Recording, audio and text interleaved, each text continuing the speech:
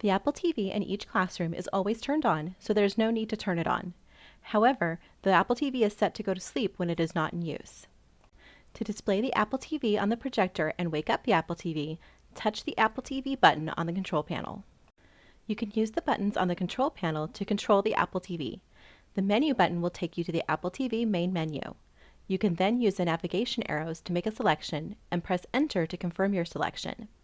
If you want to return to a previous screen, press the menu button.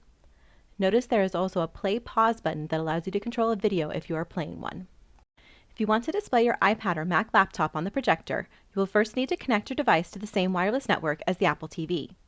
The default screen for the Apple TV will show you the wireless network and Apple TV name, although generally all Apple TVs use the Campus Eduroam network and are labeled as the classroom location, such as CPAC 125 Apple TV.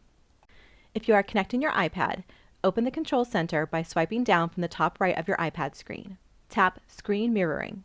Scroll down through the list of available devices until you find the Apple TV for your classroom.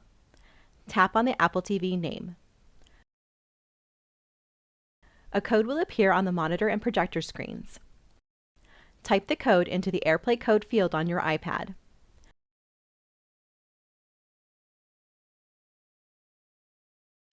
Your iPad screen will now be displayed on the projector screen and monitor.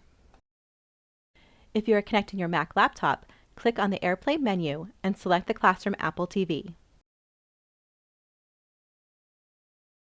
Then enter the code you see on the monitor to connect your laptop to the display.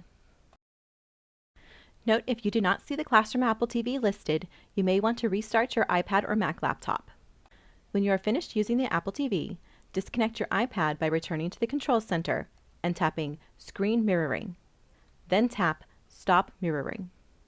Disconnect your laptop by clicking on the AirPlay menu and then clicking Stop Mirroring.